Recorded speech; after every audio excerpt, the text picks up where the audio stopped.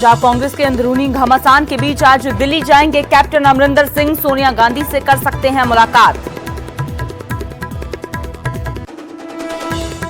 पंजाब के बाद अब हरियाणा कांग्रेस में भी घमासान। कांग्रेस के राष्ट्रीय महासचिव केसी वेणुगोपाल से आज भी मिलेंगे हुड्डा समर्थित विधायक।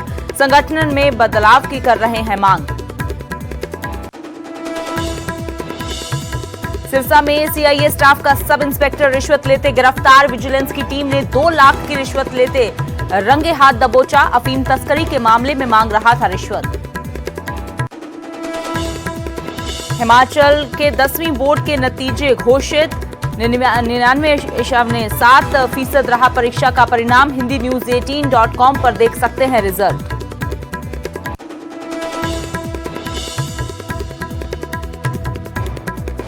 बीजेपी अध्यक्ष जेपी नड्डा ने किया अटल टनल का निरीक्षण। कहा टनल एक नायाब उपलब्धि। 3 दिन के हिमाचल दौरे पर है नड्डा। और बंदिशें हटते ही हिमाचल में बढ़ी सैलानियों की संख्या। वीकेंड पर 40,000 से ज्यादा पर्यटक पहुंचे शिमला, मनाली, धर्मशाला और डलहौजी में भी पर्यटकों की भरमार।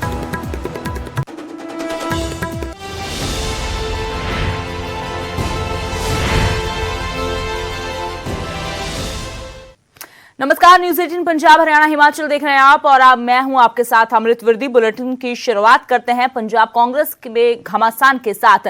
एक और घमासान जारी है और उसको सुलझाने की कोशिशें भी लगातार जारी हैं। और इस सब के बीच पंजाब के मुख्यमंत्री कैप्टन अमरिंदर सिंह आज दिल्ली दौरे पर जा रहे हैं और आज सोनिया गांधी से मुलाकात कर सकते हैं captain Amarinder Singh. CM captain Amarinder Singh आज दिल्ली जाएंगे। पंजाब कांग्रेस के घमासान के साथ जुड़ी हुई ये बड़ी खबर है कि कैप्टन अमरिंदर सिंह आज दिल्ली जाएंगे और सोनिया गांधी से मुलाकात कर सकते हैं। आलाकमान से उनकी मुलाकात जो है वो काफी अहम मानी जा रही है क्योंकि पिछले दिन नवजोत सिंह सिद्धू की ओर से आलाकमान के साथ मुलाकात की गई है। प्रियंका गांधी के साथ एक लंबी चौड़ी बैठक की गई है नवजोत सिंह सिद्धू की ओर से। तो ऐसे में भूमिका क्या रहने वाली है नवजोत सिंह सिद्धू की, इसको लेकर आलाकमान कैप्टन अमरिंदर सिंह के साथ बातचीत कर सकती है और कैप्टन का कैसा रुख रहता है इस पर यह भी काफी अहम है देखना। पंकज कपाही हमारे सहयोगी ज्यादा जानकारी के लिए जुड़े हैं। तो पंकज, काफी समय से इंतजार था क्योंकि पिछली बार बिना मुलाकात के ही वापस आ गए थे कैप्टन अमरिंदर सिंह। तो अब आलाकमान से मुलाकात का इंतजार था। क्या कुछ जानकारी है, आज कब रवाना हो रहे हैं कैप्टन? देखिए, 12 बजे के बाद कैप्टन अमरिंदर सिंह दिल्ली पहुंच गए हैं और आज सोनिया गांधी के साथ मुलाकात कर सकते हैं। और ऐसे में क्योंकि लगातार चर्चाएं हैं कि सिद्धू को अध्यक्ष लगाया जाए और कैप्टन अमरिंदर सिंह विरोध कर रहे हैं, तो ऐसे में कैप्टन अमरिंदर सिंह सोनिया गांधी से मुलाकात करेंगे। वहां पर अपनी नाराजगी व्यक्त करेंगे कि सिद्धू किस तरह से एक के बाद एक बयान दे रहे हैं और आप उनको अध्यक्ष बनाने जा रहे हैं। तो ये तमाम बातें आज मीटिंग में रखी जाएंगी। और वहीं दूसरी तरफ नवजोत सिंह सिद्धू भी दिल्ली में मौजूद है। तो अगर कैप्टन अमरिंदर सिंह हाईकमान के फॉर्मूले को मानते हैं, उनको लेकर तैयार होते हैं, तो नवजोत सिंह सिद्धू और कैप्टन अमरिंदर सिंह को इकट्ठे भी जो है आमने सामने बिठाया जा सकता है। लेकिन अगर जिस तरह से कैप्टन अमरिंदर सिंह विरोध कर रहे हैं, वो नाराज हैं नवजोत सिंह सिद्धू के रवैये को लेकर और हाईकमान को कह रहे हैं कि आप सिद्धू को कंट्रोल में रखें और इस तरह से बयानबाजी करके पार्टी और सरकार दोनों का नुकसान होगा। बिल्कुल, क्योंकि एक और कोशिशें जहां पर जारी हैं इस घमासान को खत्म करने की, दूसरी ओर नवजोत सिंह सिद्धू का जो ट्विटर पर सिलसिला है अपनी ही सरकार को घेरने का, वो भी जारी है। तो ऐसे में कैसे इन दोनों नेताओं को आमने सामने बिठाकर इनकी सुलह करवाई जाती है, ये एक बड़ा चैलेंज तो जरूर है पंकज हाईकमान के लिए। शुक्रिया इस तमाम जानकारी के लिए। तो आज 12 बजे के करीब कैप्टन अमरिंदर सिंह जो है वो दिल्ली पहुंचेंगे और इसके बाद आलाकमान के साथ उनकी जो मुलाकात आज मानी जा रही है संभव। लेकिन इस सब के बीच में जो नजरें सबकी इस पर टिकी हुई हैं कि क्योंकि नवजोत सिंह सिद्धू भी दिल्ली में मौजूद हैं, पहले से काफी दिनों से वो दिल्ली में हैं। तो ऐसे में क्या कैप्टन अमरिंदर सिंह का और नवजोत सिंह सिद्धू का आमना सामना होता है, और अगर होता है तो कैसे माहौल में बातचीत होती है, क्या कुछ निकलकर सामने आता है, इस पर नजर बनी हुई है।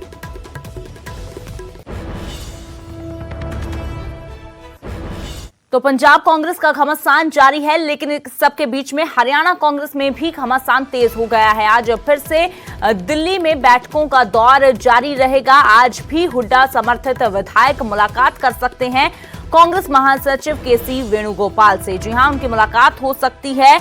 कांग्रेस महासचिव केसी वेणुगोपाल से प्रदेशाध्यक्ष को बदलने की मांग कर रहे हैं ये विधायक। सूत्रों की ओर से ये जो जानकारी मिल रही है कि जो हुड्डा समर्थित विधायक हैं वो मुलाकात कर सकते हैं केसी वेणुगोपाल से और प्रदेश अध्यक्ष को जो बदलने की मांग हो रही है। तो एक और पंजाब कांग्रेस का घमासान जारी है, लेकिन इस सब के बीच में हरियाणा कांग्रेस का घमासान भी तेज होता जा रहा है। रवि मिश्रा हमारे सहयोगी ज्यादा जानकारी के लिए जुड़े हैं। तो रवि, कांग्रेस इस समय कह सकते हैं कि पूरे संकट से गुजर रही है, चाहे पंजाब की हो या हरियाणा की हो, लेकिन अब हरियाणा कांग्रेस का घमासान तेज हो रहा है। लगातार मैराथन बैठकों का दौर जारी है। क्या कुछ जानकारी है, आज क्या कुछ हलचल रहने वाली है?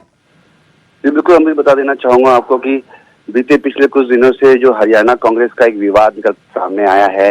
जो विधायक हैं लगातार दिल्ली दौरे पे हैं और तमाम विधायक, तकरीबन ये 21 विधायक हैं जो भूपेंद्र सिंह हुड्डा के खेमे के बताए जा रहे हैं और लगातार दिल्ली में मौजूद हैं। पहले वो प्रदेश प्रभारी विवेक बंसल से मुलाकात करते हैं, बैठक करते हैं, उसके बाद हरियाणा जाते हैं, वापस दिल्ली पहुंचते हैं और भूपेंद्र सिंह हुड्डा के साथ लंच डिप्लोमेसी करते हैं। जिसके बाद केसी वेणुगोपाल के पास अपनी जो दरख्वास्त है, समस्या है, उसको लेकर पहुंचते हैं।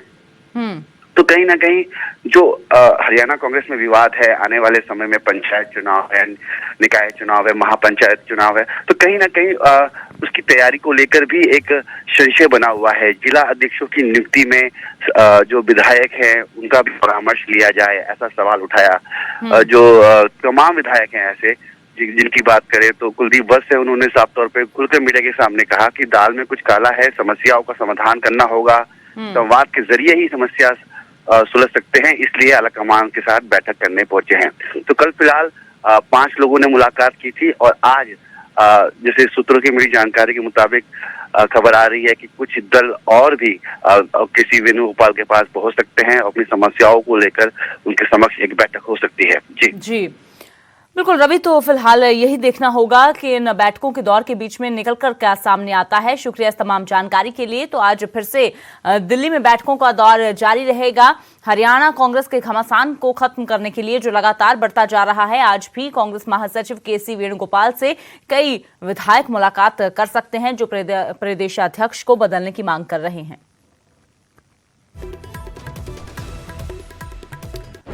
और अब हरियाणा के निजी स्कूलों की बात करते हैं जिनको हाई कोर्ट से राहत मिली है। हरियाणा सरकार के आदेश पर कोर्ट ने रोक लगा दी है। दरअसल सरकार ने निजी स्कूलों को 15 दिन के अंदर स्कूल लिविंग सर्टिफिकेट जारी करने के आदेश दिए थे।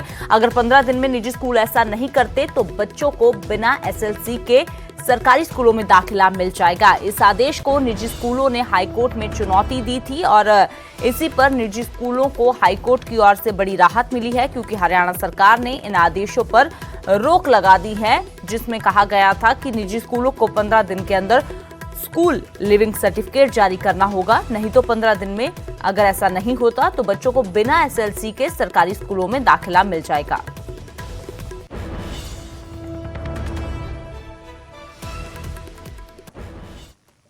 और अब बात करते हैं सिरसा की, जहां पर रिश्वत लेते हुए एक सब इंस्पेक्टर जो है उसको गिरफ्तार किया गया है। सीआईए डबवाली के प्रभारी सब इंस्पेक्टर अजय कुमार को फरीदाबाद की विजिलेंस टीम ने 2 लाख रुपए की रिश्वत लेते रंगे हाथ गिरफ्तार किया है। आरोपी इंस्पेक्टर को रिश्वत की राशि देने के लिए शिकायतकर्ता ने अनाज मंडी में एक दुकान पर बुलवाया, जहां उसे विजिलेंस की टीम ने 2 लाख रुपए की रिश्वत लेते हुए रंगे हाथ काबू कर लिया है। शिकायतकर्ता के पिता अफीम तस्करी के सजायाफ्ता बलदेव सिंह उर्फ बल्ला को इनके घर से गिरफ्तार किया गया था। सब इंस्पेक्टर बलदेव सिंह के परिवार पर शय देने के लिए मुकदमा दर्ज करने का डर दिखाकर रिश्वत की मांग की गई थी। तो सीआईए स्टाफ का सब इंस्पेक्टर रिश्वत लेते हुए रंगे हाथ गिरफ्तार किया गया है।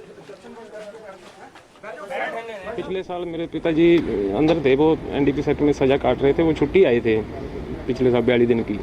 तो वो कोरोना की वजह से और कुछ उनके हार्ट में प्रॉब्लम हो गई थी, इस वजह से वो जा नहीं पाए। तो वो पीओ हो गया, ब्रंट जारी हो गए, पीओ तो नहीं हुए थे, ब्रंट जारी हो गए थे। तो उनकी मतलब नोएडा थाने में प्रोल एक्ट का पर्चा हो गया था। तो उसमें क्या अभी मतलब जय अजय कुमार हमारे घर पे आया 15 तारीख को, तो उसको पकड़ लिया पिताजी को, तो उसको ले गया। तो उस टाइम जब इसने मेरे को बोला भी तुम्हारे को और तुम्हारी माता और परिवार को 216 में दे दूँगा अपना देने। मैं कहा जी ऐसा मत करो, मतलब आप हमें कहना नहीं तो फिर तू इतनी लिहाज कर सकता हूँ, एंट्री बैटरी बेल करा लो, बाकी मैं पकड़ूंगा नहीं तो पैसे दे दो।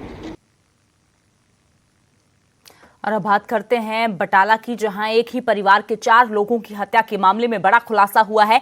जानकारी के मुताबिक ये सिर्फ चुनावी रंजिश का मामला नहीं था, बल्कि प्रेम प्रसंग के कारण आरोपी ने दरिंदगी की सारी हदें ही पार कर दी। देखिए ये रिपोर्ट।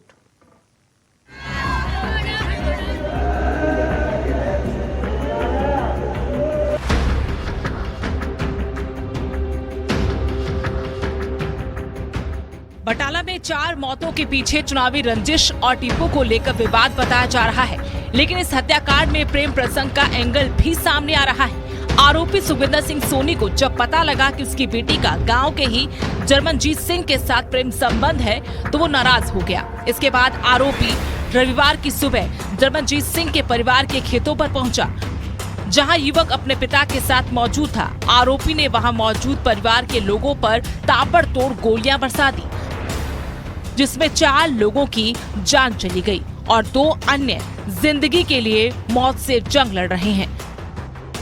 फांसी लगे ਉਹਨਾਂ ਦੋਵਾਂ ਭਰਾਵਾਂ ਨੂੰ फांसी लगे, ਸਾਡੀ ਇਹੋ ਮੰਗ ਵਾ।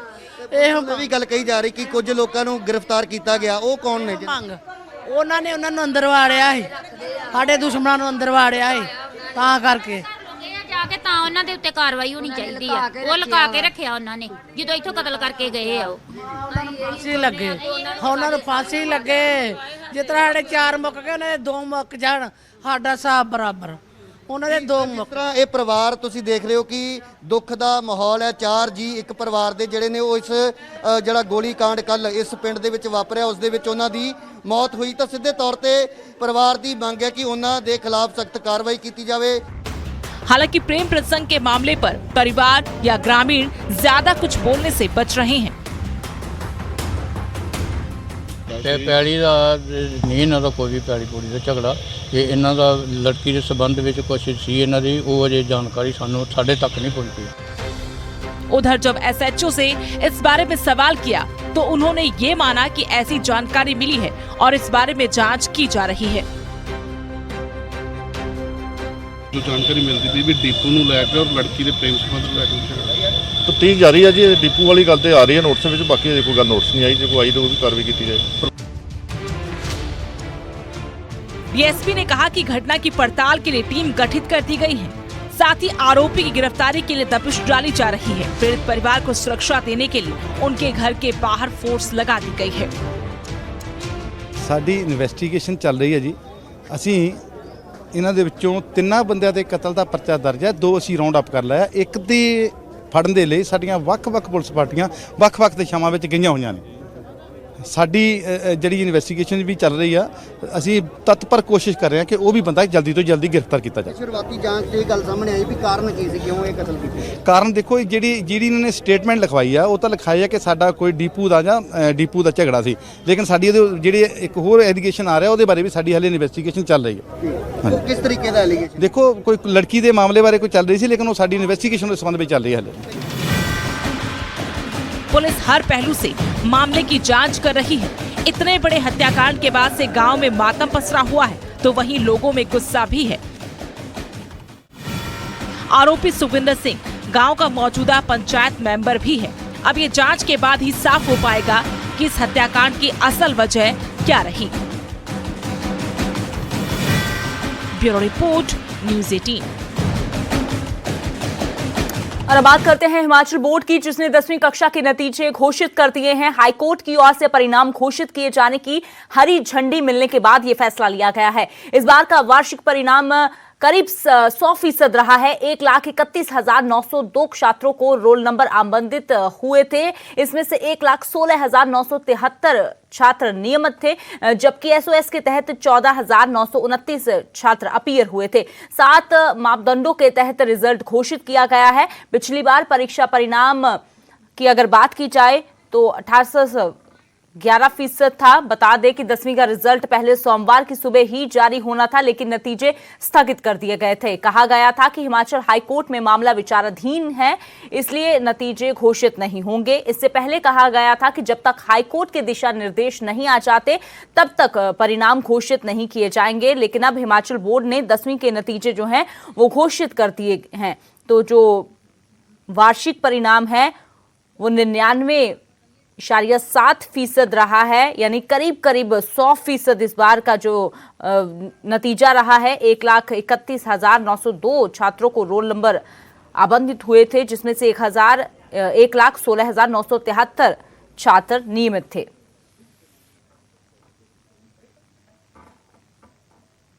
और बात करते हैं भाजपा के राष्ट्रीय अध्यक्ष जेपी नड्डा की, जो इन दिनों हिमाचल के 3 दिवसीय दौरे पर हैं। अपने हिमाचल दौरे के दूसरे दिन नड्डा ने अटल टनल का निरीक्षण किया और टनल की खूबियों को भी जाना। इस दौरान प्रदेश के मुख्यमंत्री जयराम ठाकुर और कैबिनेट मंत्री डॉक्टर रामलाल मारकंडे भी मौजूद रहे।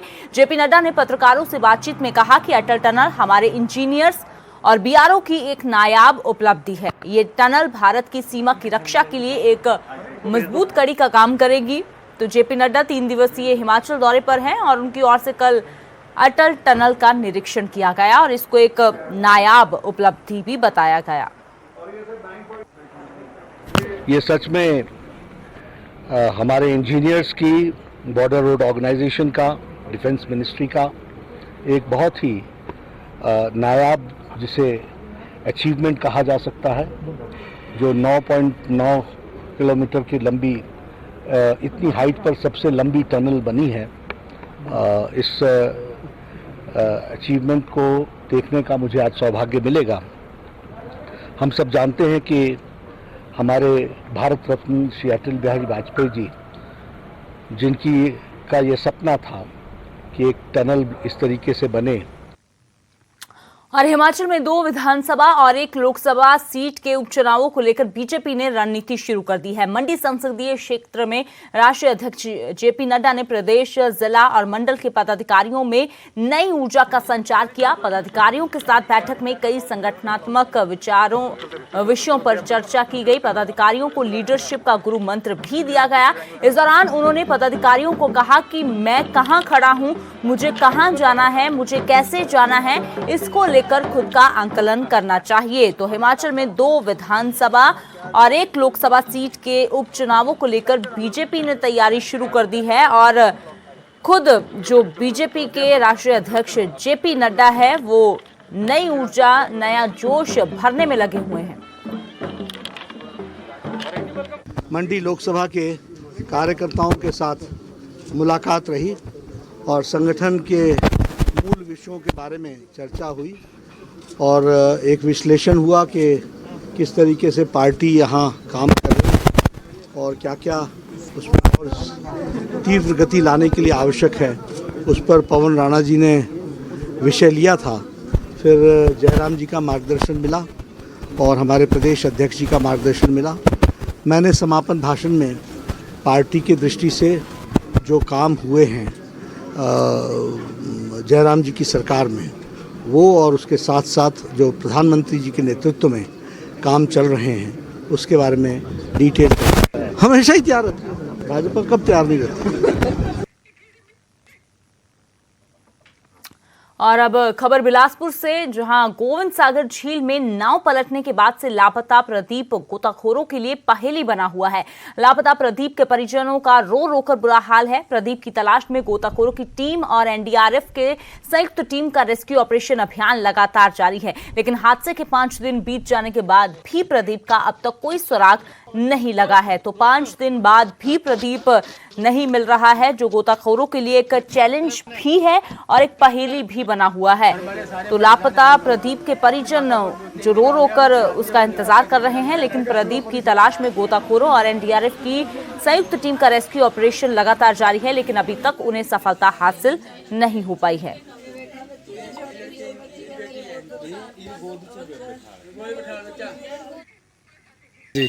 मैं जा रहा था, मेरे से आगे प्रदीप कुमार बोर्ड लेके जा रहा था, पीछे से मैं था, आगे प्रदीप।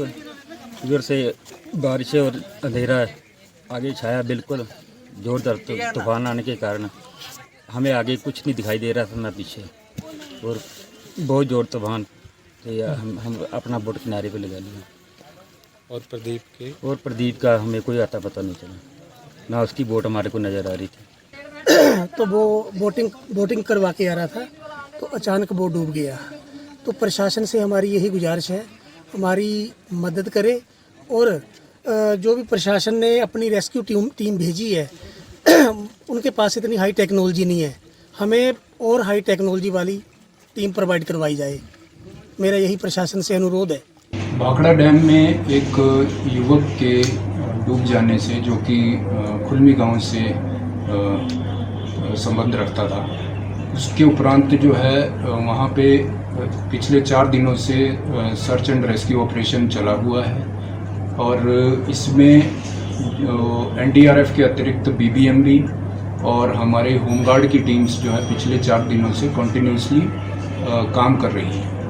एनडीआरएफ की टीम को भी आज दूसरा दिन है कि उस ऑपरेशन में लगे हुए हैं। डाइवर्स जो है वो काफ़ी अटेम्प्ट्स कर चुके हैं डाइव करके कि बोट को जो है एक्चुअल लोकेशन उसकी देखी जा सके, लेकिन बहुत ज़्यादा सफलता इस ऑपरेशन में अभी तक नहीं मिली है। और अब बात करते हैं कोरोना के कहर की, जो अब कुछ कम होता जा रहा है। तो कोरोना के मामलों में कमी आने के बाद अब नियमों में भी छूट दी जा रही है। तो ऐसा ही कुछ हिमाचल प्रदेश में नजर आ रहा है, जहां नियमों की छूट के साथ ही वीकेंड में एक बार फिर से शिमला पर्यटकों के साथ गुलजार हो गया। पहाड़ों की रानी में वीकेंड बिताने के लिए करीब 40,000 पर्यटक पहुंचे। जानकारी के मुताबिक बाहरी राज्यों से बड़ी संख्या में गाड़ियां शिमला पहुंची, जिसके बाद कई जगह तो जाम जैसी स्थिति भी बन गई। और इसके साथ ही अगर और जगहों की बात की जाए तो जो और टूरिस्ट स्पॉट हैं वहां पर भी भारी तादाद में जो पर्यटक पहुंच रहे हैं। लेकिन पहाड़ों की रानी शिमला में 40,000 के करीब पर्यटक इस वीकेंड पर पहुंचे। नहीं, गर्मी नहीं है नीचे तो यहाँ कैसा लग रहा है? बहुत अच्छा लग रहा है यहाँ पे आकर। हाँ जी, बिल्कुल बढ़िया। हरियाणा से अच्छा है। हमारे साथ 500 और साथी आए हैं। कितने दिन रुकोगे? अभी 1-2 दिन है यहाँ पे, कल आए हैं तो 1-2 दिन और रुकेंगे यहीं पे। काफ़ी अच्छा लग रहा है, और हर साल आते हैं यहाँ पे घूमने। काफ़ी अच्छा एक्सपीरियंस है यहाँ का। और जहाँ से आए हैं पानीपत डिस्ट्रिक्ट हमारा, वहाँ तो टेम्परेचर 48-45 के आसपास रहता है। यहाँ काफ़ी अच्छा महसूस है। 2-3 दिन हो गए और साथियों के साथ काफ़ी अच्छा एंजॉय कर रहे हैं, मज़ा आ रहा है। देखिए, शिमला में कोविड की रिस्ट्रिक्शंस ख़त्म होने के बाद जो है ये दूसरा हमारा वीकेंड था, तो इस वीकेंड पे काफ़ी ज़्यादा टूरिस्टों का जो है फ़्लो आया है। अगर हम वीकेंड की बात करें तो सैटरडे संडे को अगर हम बताएं तो अप्रॉक्सीमेटली 10,000 व्हीकल्स जो हैं शिमला सिटी के अंदर एंटर किए हैं। और जहाँ तक रही पूरे हफ्ते की बात, तो पूरे हफ्ते में हमारे पास मंडे से लेकर के संडे तक जो है अप्रॉक्सीमेटली 26,500 व्हीकल्स जो है एंटर किए हैं शिमला सिटी में। तो टूरिस्टों का इनफ्लो जो है काफ़ी ज़्यादा बढ़ गया है, जिस वजह से थोड़ा ट्रैफिक का कंजेशन भी रह रहा है और टूरिस्टों की आमद जो है काफ़ी ज़्यादा बढ़ चुकी है।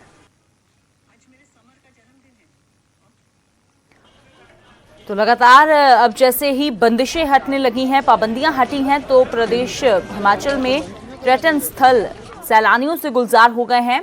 और सिर्फ शिमला में नहीं बल्कि मनाली, मैक्लोडगंज और डलहौजी में भी पर्यटक भारी संख्या में पहुंच रहे हैं।